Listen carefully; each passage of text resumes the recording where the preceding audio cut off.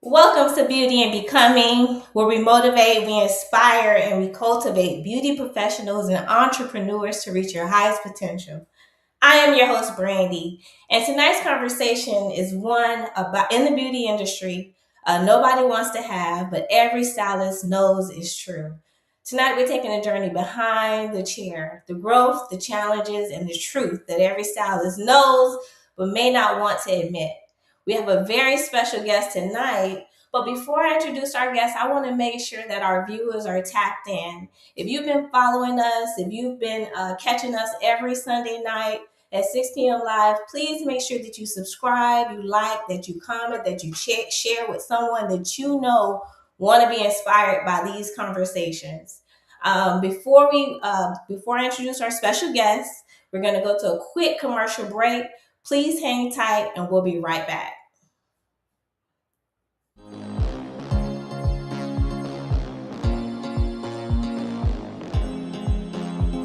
Thank you so much for inviting me out, girl. I've been so stressed. Girl, you are so welcome. But listen, who did your hair?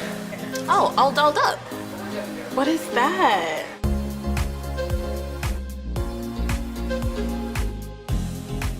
All Dolled Up is a series of stores and salons all throughout South Florida.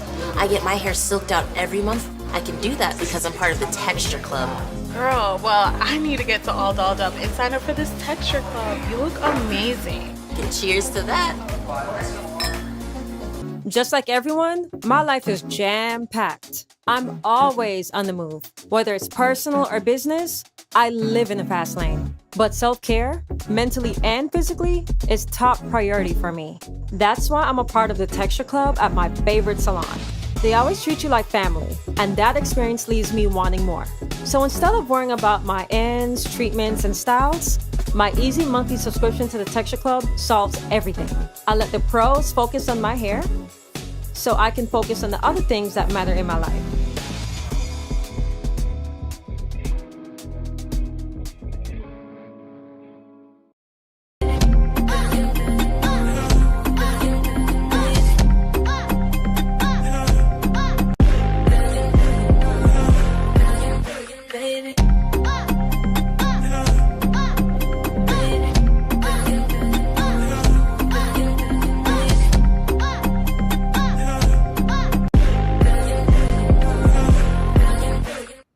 Welcome back to Beauty and Becoming. Again, I am your host, Brandy. On here, we motivate, we inspire, and we cultivate beauty professionals, entrepreneurs, anyone tuning in our audience. We want you to reach your highest potential.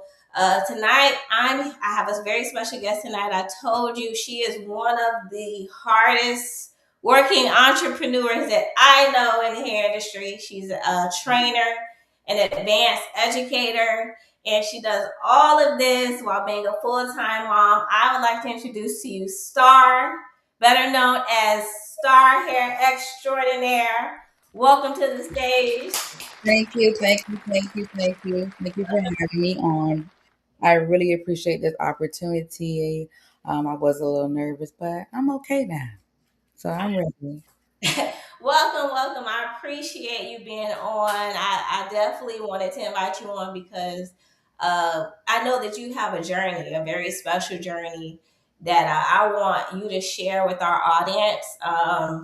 You can start off with just giving them a understanding about who you are, how you got into the beauty industry, what motivated you, and where you are now along your journey.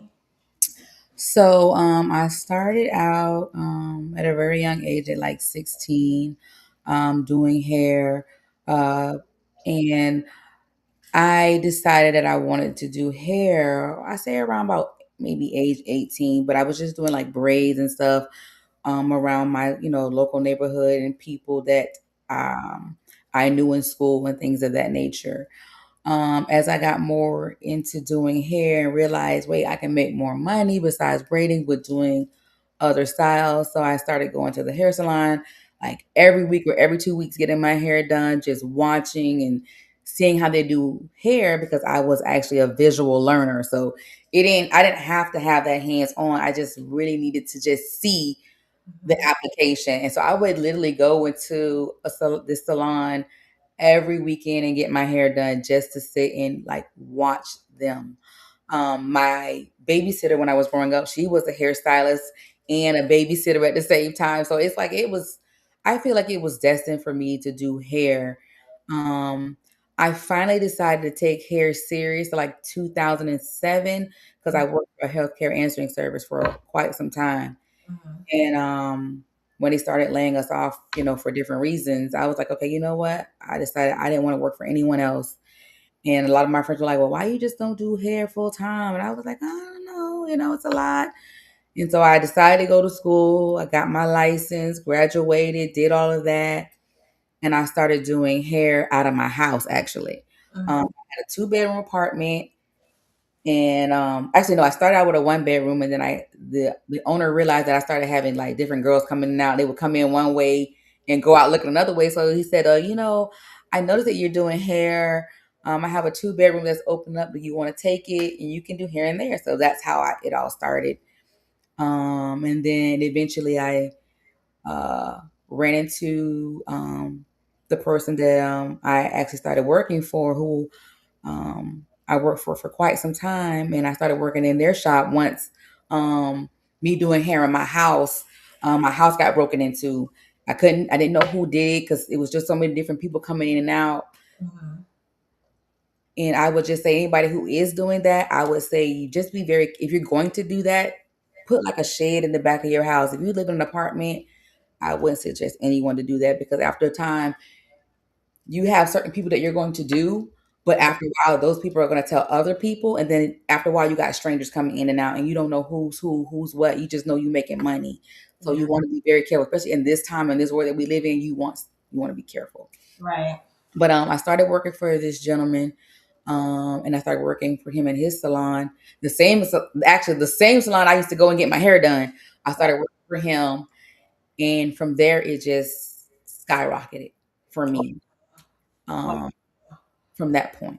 Yeah, yeah. So, somewhere along the journey, at what point along the journey you realize this is what you're gonna do? You don't want to do nothing else. Was that always in your heart, or No, my second thing to do, honestly, and people know that I love it if they know me, it was gonna be an interior decorator.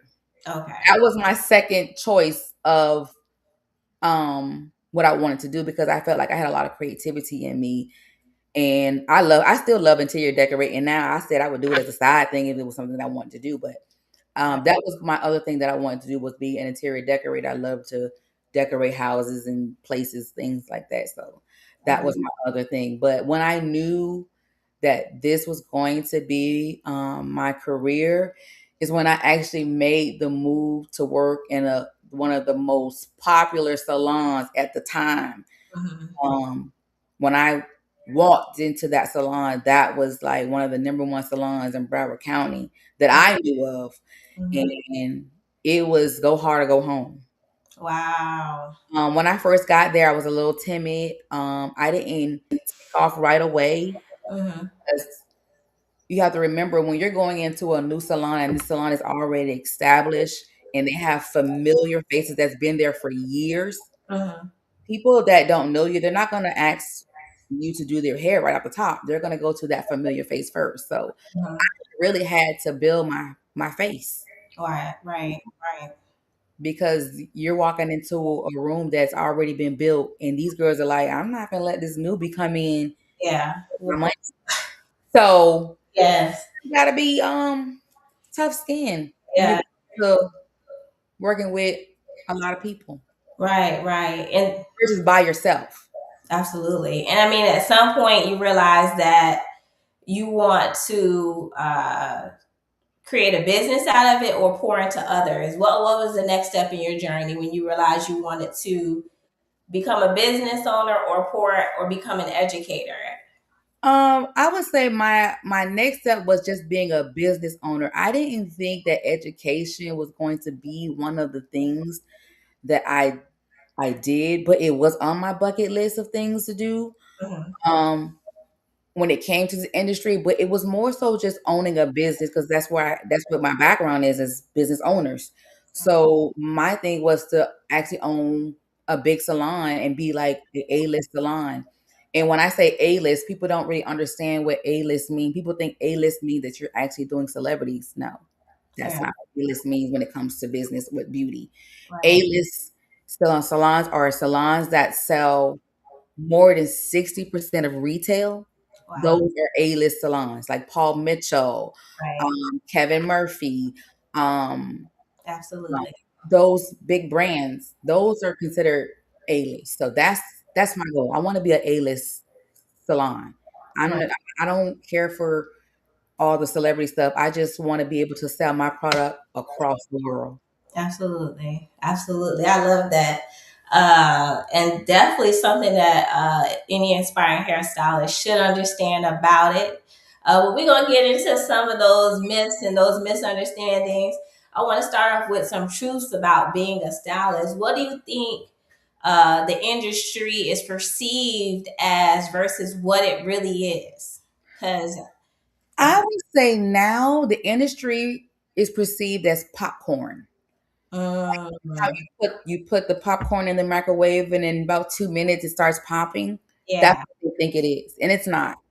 It's right, um being a successful hairstylist, meaning you're going to get up every day and you're going to grind for what you want to do. You're going to put your heart into everything that you're doing, and people don't see the back end of the struggle. They only see the glitz and the glam because nobody wants to really put up on Instagram, TikTok, Facebook, or whatever platform they're using that's generating clients. They're not going to put the bad time. They're not going to show you when it's dead. They're not going to show you they had clients for 4 or 5 days. No, you're never going to see that.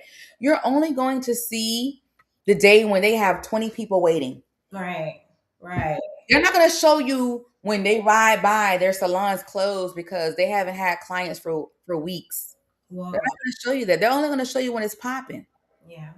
And then there's time when you know when a stylist is struggling. But I'll get into that later. You can kind of tell on Yeah. social media when they're struggling. Mm-hmm. Money Mm-hmm. ain't flowing like it's supposed to. Right. Absolutely. Absolutely. And so the chase becomes how you appeal versus what you're Right. All actually about. I remember someone saying to me one time, "If you look like money, they'll follow the money." doing. Mm, Okay? yeah. In this generation, it's true. Right. So if I go outside right now and be like, yeah, look at my G Wagon, Absolutely. they're gonna follow me and praise me because I had a G Wagon. They're not, and these people are not sitting in my chair. Whoa. I want them, Whoa. I want the clients to sit in the chair, not Right. be on social media going like this for me. No, book me, have a seat and get the experience. I know that's right. I try to sell um me per se is sell the experience, That's not the facade. absolutely. Absolutely. And I mean, that leads me to, my next question. Most stylists are chasing visibility versus the mastery of the The craft, craft. of the skill of doing hair. And I wonder if it's because you've been in the industry so long, is it because it's hard to stay relevant? So even people like you kind of start to kind of diminish your greatness to be seen. People, is that what it is? Or do you? Would say yes. When it comes to older stylists like myself that's been in the game, just say 15 plus years. Yes. Some of us are trying to compete with the younger version. Oh, And the younger version or the new generation, they don't have the skills that we have from back then. And actually, I came into the industry when old school and new school were coming into play, right? mhm. Yeah. When I came in, I still have old school techniques and I have new school techniques. So I'm like in the middle of both of these generations. Right, And right. so I remember having a conversation with someone about, how do you not lose yourself to what's going on now Uh-huh. and still stay relevant? Well, one, you have to take classes to stay relevant. Let You them can't know. be from back in the day thinking that people still gonna wear what they're wearing back then. You have to take what we know back then, revamp it to what's now, make Right. it current, and keep yourself popping, keep yourself educated. Education is Absolutely. very key in this industry because Uh-huh. it changes. But if Right. you look at the times now, the styles that we did back then Uh-huh. are coming back. So those women that know how to do the layered long looks and all that stuff because it's coming back now. Now those people they're gonna eat now because you have the skills. Right. You had the skills because there's a market for you everywhere. Absolutely. And I think that's I mean, when you get to the point where you see yourself as an entrepreneur, you're holding yourself to a different level of accountability as a business Mhm. owner. And so, whatever business you're pursuing, including being a hairstylist, owning a salon, or whatever it is that wherever you are in your journey, staying relevant, staying educated, these are requirements for you to, It's a because if you don't stay educated and you don't keep up with trends and you just gonna be stuck in your way, you're gonna fall short. You're gonna get you a job and then you're gonna be working 9 to 5 and you're gonna do hair part time and you're only gonna do family. That's right, it. right, right. I mean, and from my point of view, I see that that's where it has gone. I've heard, just not even from my own observation, other hairstylists who work in suites who see hairstylists are part time. I mean, nothing have wrong with having a part time hustle, or but expanding on your what it is that you do should be priority. Making sure Mhm. that your craft is if that's your purpose, if that's your craft. If you don't have no plans, you got all the time in the world. Okay, that means you need to get on somebody online class, in their class, um, Yes. YouTube, working on your mannequin. I know somebody who takes mannequins and they get paid off showing their mannequin work. Wow. Wow. You know Wow. what I'm saying? So there's money everywhere. Absolutely. And so well, we have a couple people joining in. Give me the mic says, keep it real, say it, book me. And yes, Val says, thank you. This is some great wisdom that you're sharing with our audience, Star. Um, my other question is kind of related to what you just said. Can stylists really build wealth doing hair? They can. Okay. You can build wealth. You just got to know how to build wealth. I would say this new generation, I hate to say it, they don't really know how to build wealth unless they were raised by someone older. Okay. Okay. Because in with us being older, we know how to save money, right? Right. My grandfather always told me the less you show, the better you are off, right? Okay. Because sometimes when you show too much, sometimes people don't want to support you because you're showing too much. Mm-hmm. The less you show, the better off you are. So if they don't know what you got, that's even better. But Yeah. I feel like the new generation, they like to spend money to show that they're making money. But Mm-hmm. what happens 15, 20 years from now That's right. when your reign of thunder, when your name is like the popular name, when it starts to diminish, this is Mm-hmm. when you start seeing those stylists Right. start trying to convert and do other things to bring you understand what I'm saying? They started doing other things. Like, okay, so are we doing hair? Are we doing what are we doing now? Right. There's no focus. Correct, because now you don't know what to do because you didn't save money. Mm-hmm. You didn't save money. You didn't try to educate. You didn't do anything. You didn't try to learn nothing new. Okay. And Okay. then I would say another reason why sometimes a lot of the older stylists also fall off. We didn't have business education back then either. Absolutely, we didn't. We definitely did not. The most we knew was from what we seen. Then either. Right. So get that money, put it in the bank. That's it. There was no business education. So I feel like that also makes it a lot harder for older stylists to be able to make money because they don't have the financial literacy to know how to go get grants and other things to keep pushing their business. So that's also a big thing too. Right. And they also have to be open to that education too, because now it's there. Now we have There we go. so many, exactly, exactly. And so one of the major things that I see younger stylists or people who are not really pursuing it with purpose make going in, and you tell me if you agree with me or not, how to build clientele, the path, just basically the route to build clientele, how you're seeing your clientele, how you're receiving your clientele, how you're presenting yourself to your clientele. Okay, so back in the day, it was more personable to Mm-hmm. get clients, right? We had to actually go out, give a flyer card. You had to walk up to a person, say, "Hey, my name is Star. I do hair over here. If you look at your stylist, here's my flyer." Blah blah blah. Now there's social media, right? Mm-hmm. And so I see a lot of stylists that are they have no customer service Wow. whatsoever. Some people like it, and Yeah. there's nothing wrong with it. Hey, you like that type of abuse? By all means, by all means, spend your money there. But I feel like customer service is very big because, and if you're like me and like half of the world, a lot of people look at reviews now, right? Reviews are big. Big, very big. They're very big on Google. All right. And you will be surprised when people will go and put about your business on Google. But I feel that customer service is one of the biggest things that will take you farther than anything. Absolutely. Okay. I feel like personally myself, I did lose a bit of customer service within myself because I felt like clients weren't appreciating me as a stylist because I felt like I gave my clients a lot. Yeah. Um, I'm one of those stylists where my clients didn't have to bring anything. I had hair there for them. I had the caps. I had anything that my clients needed. I had it for them.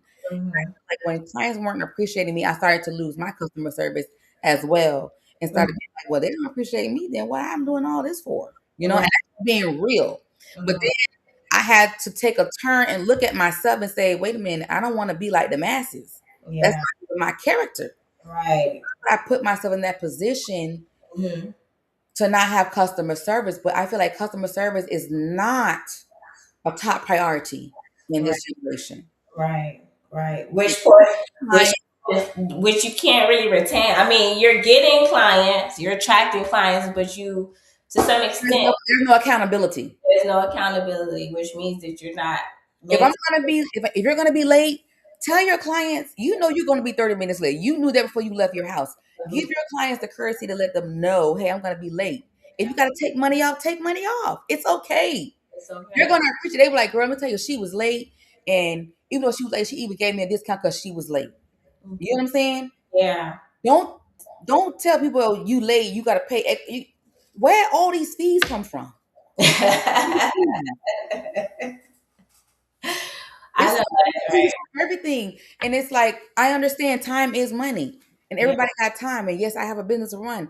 But if you present your business like that from the jump, you won't have problems. Yeah. And I feel Absolutely. like this is what people mix they mix their friendship with the business. And then when you want to be business, it's too late because you've already made that friendship. Absolutely. It's hard to reverse. Right. And Mhm. that's where my business took a dive when trying to be friends. And then Yeah. I went to that one conference and took everything from that conference. Say, I want to regain my business back. That's when the clients begin to fall off. And then I had to put in my head the people that are falling off are the people that do not want me to grow. Right. Right. Right. So you have to take your business back and begin to have that customer service level of service. If you really want to get high paying clients and be in business 30 years later, I've been in business 25 years, and I can say out of 25 years through my struggles with losing clients, I'm talking about 80% of my clientele gone because I've made a change. Right. I can still say that my doors has never closed because of my customer service level. Um, If you ask anybody about my name, they'll say, "Oh yeah, she do hair real good." Da, da, da, da.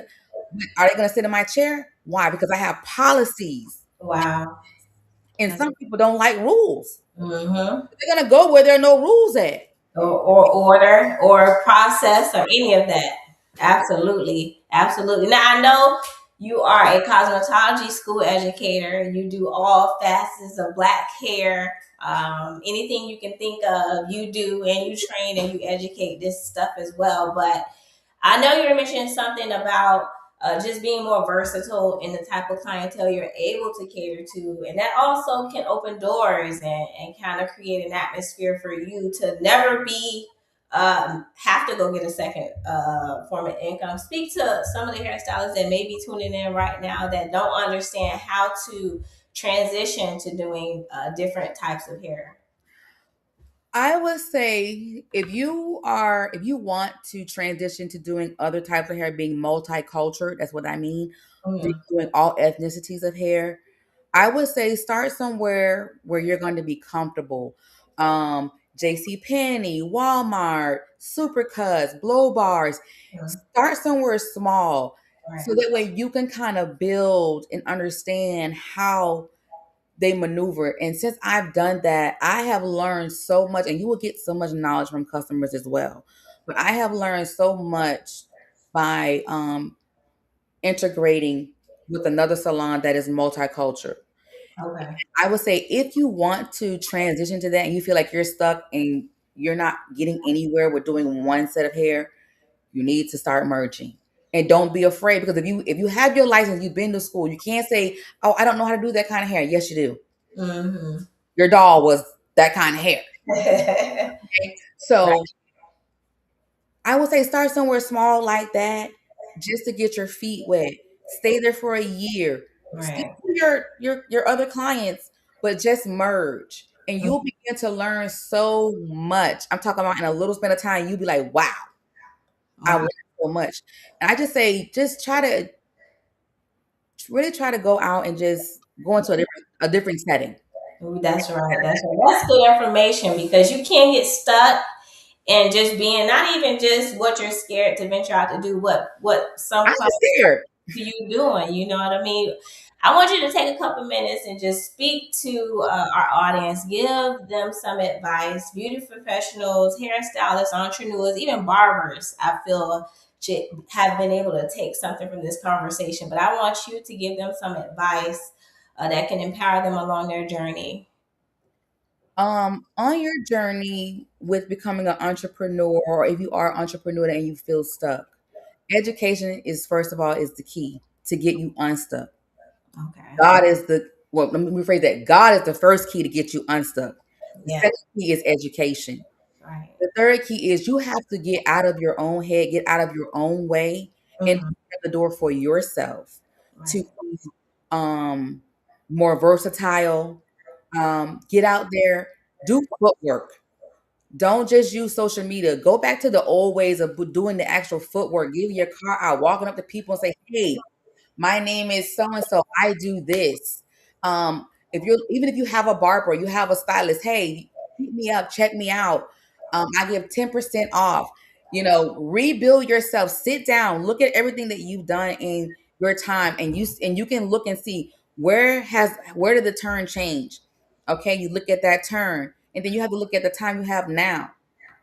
Now it's going to AI. You Mm-hmm. educated on what AI is all about. You have to get educated on what the new current things are that are going to be the new marketing strategy. You got to get into it. You got to educate. It's education just in a broad. That's right. That's Educate yourself. Don't stop educating yourself. Don't say, "Well, I know how to do hair." No, you don't know how to do everything. I don't know how to do everything.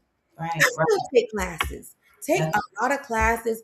Educate yourself. Surround your people that are educated in your industry. Reach out, network, go to networking events. That is one of the biggest things, networking. Wow. I used Wow. to be afraid of that because people have done this to me. And Mhm. networking was one of the biggest things I felt that hindered me from being more successful. Wow. Network. That's right. Going, getting out and meeting other like-minded, business-minded individuals that can It doesn't also. have to be. It doesn't have to even be in your lane. It just be a person that's in business that is doing the same thing that you're doing, but they have elevated themselves to a higher level. Those are the people that you want to sit and connect with. People that are making better moves than you, more moves than you, and that are going to educate you. That doesn't mean you go. get inspired and then you become jealous of them. No, you let them inspire you. You listen to what they say because I can guarantee you they've been through what you've been through. That's right. Absolutely. Wow. This has been some great wisdom. This has been an amazing conversation. I don't know about you, but I am full tonight. And Star, you did an amazing job in empowering our audience tonight. I thank you so much for joining our platform. This has been great. Tell our viewers how they can reach you, how they can follow you. You can follow me on Instagram at Star Hair Extraordinaire. You can follow me on TikTok at I am she hair. You can reach me at I am she hair 954 at gmail.com. I do one-on-one classes. I do mentorships. Anything that you want to learn, talk about. Even if you're getting ready to take your state board, I can help you prep for it because I passed mine with all high scores. I am just always available to anyone in this industry who just wants someone to talk to reach out to connect with, that it has the same like mind of being a teammate or being a team player. That's what I'm all Mentorship. about, building a team. And I think we don't have a lot of that in the industry, That's right. building teams. But I like what you're doing. And this is what you call building a community and building a team of women and men who can come and just tell each other how to be better and uplift each other. I love it. Thank you, thank you, thank you for joining us tonight. Please follow Star Hair Extraordinaire on Instagram, TikTok, all platforms. We appreciate you for tuning in tonight. Don't forget to subscribe, like, comment, and share with other individuals that want to become.